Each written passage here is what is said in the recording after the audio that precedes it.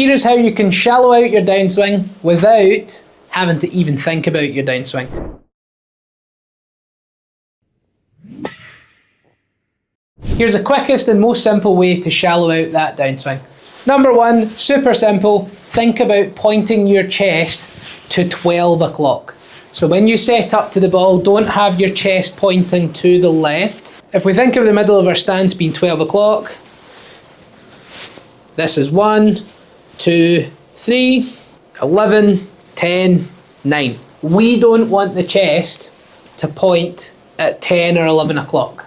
Because if it's open, if we've got the body alignment open, we're going to most likely swing a bit more upright, not turn our body as much, particularly the chest, and we're going to bring that club down, club head moving in front of the hands and travelling across and left. So when we set up, I think this is a good rule of thumb for any club, whether you're using 7-iron, longer irons or fairway woods, or even driver, point your chest to 12 o'clock. So just imagine a big laser coming out your chest, point that towards 12 o'clock. I see this help so many people during lessons, and it's such a simple thing because lots of good things come from it. If we come into setup and we point our chest to 12 o'clock, there's a few good things that start to happen. Number one, it gets our shoulders parallel with our feet, or if anything, maybe even fractionally closed. It stops that upper body pointing left. That then sorts the forearm alignment. So we don't have a situation where this right forearm sits on top of the left. The forearms are in a better position. And it also helps you get the right amount of fold in the right arm. So rather than this right arm being extended and pushed out this way, the elbow's tucked in.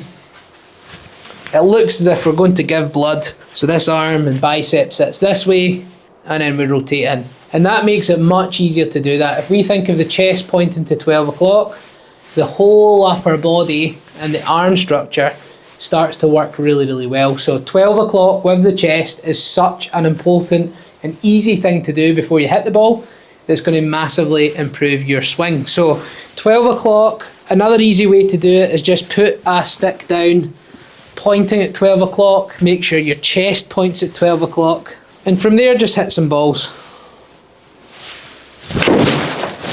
If it feels strange, get some sticks down, get some reference points down, and before you know it, you'll really start to get used to that setup position. Number two is right foot flare and hip turn. If it's set up with your right foot, you've got your foot really straight or even pointing in, you're going to restrict how much you can rotate this hip. And if you can't rotate this hip very well, you're not going to get a lot of chest and shoulder rotation. And if you can't get that, what you can't get, or you might struggle with, is depth in your swing. Depth being the further behind your hands are, the more depth you have in your swing. The higher the hands, the less depth you have. So that can really affect what the downswing starts to look like. So roughly speaking, depending on how you move your body, we want about 5 to 10 degrees of foot flare. Unless you have one hip tighter than the other, say for example you've got a really tight right hip where you struggle to rotate, maybe you go for a little bit more. Possibly if the left hip is quite tight and you struggle to open up, you might go for a little bit more foot flare. But roughly speaking, for most people, 10 degrees of foot flare should really help those hips move in the right way. So chest at 12 o'clock, both feet, 10 degrees of flare, and then from there you should really start to turn the hips really well. So that's an easy thing to do. So chest 12 o'clock, both feet 10 degrees flared, and then from there we should start to use the hips better in the backswing. We should really start to increase how much they start to rotate, which is then going to have a nice knock-on effect for the downswing. These are two really easy things to get right. You're not even having to swing the club yet. I just think these are really super simple fundamentals. 10 degrees, chest 10 o'clock. Start turning that hip in the backswing. Really simple fundamentals that are going to help. And then number three, a lot of golfers are coming over the top due to lack of chest turn. So in the backswing, what we want to try and do, if we were to hug ourselves, we want to wind that chest up as much as we possibly can. And I like to think about chest turn, chest and rib cage rather than shoulders. Just a nice simple way to get the feeling. If we think about our setup position, our golf posture, we've got ourselves in a hug position and we want to wind up the chest as much as we possibly can. If we do that, the hands are going to be deeper. If we do that, the downswing is going to be shallower. And that's a really good exercise to do. So how much can you turn your trunk, your pelvis and your chest? The more you can do it, the less likely you'll be to come over the top. So again, hug yourself, get that feeling of huge rotation, big chest turn, big hip turn.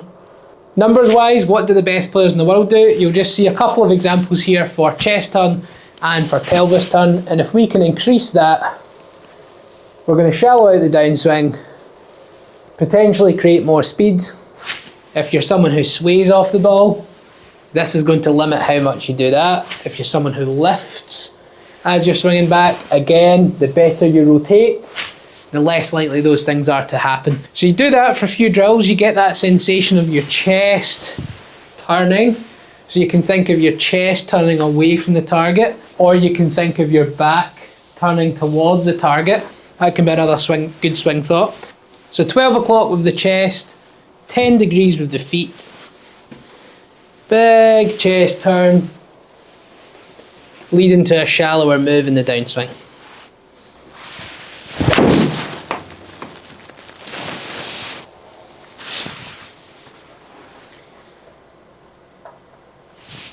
Oh, oh, so close, so close. So if you're looking to shallow out your downswing, quite often I'm looking at these three things first, to be honest. Where's the rib cage aligned? How's the feet positioned? Can you then rotate the body really well? Those are the main things I'm looking for. Quite often, those are the root cause of an over-the-top move or an open club face. So check these things first before you start trying to put the hands in the pocket, before you start trying to get that right arm into external rotation or drop the arms. Before you start to do those things, make sure you're doing these things. Chest at 12, feet 10 degrees, and have an appropriate wind up of the body in the backswing. Do these things. These are more simple than downswing moves. You can check them before you hit the ball. Simple drill, simple feels. You're not having to think about the way down quite so much.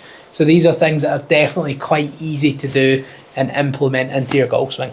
As always, if you would like any extra help, check out the description link below. You can get lessons with me via the Skillest app. You'll see that here on the screen.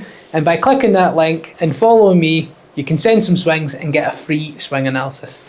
So give that a try, comment below how you get on. What tips would you like to see? What problems do you have in your golf swing? Comment below and we'll make sure that we get them out on the channel.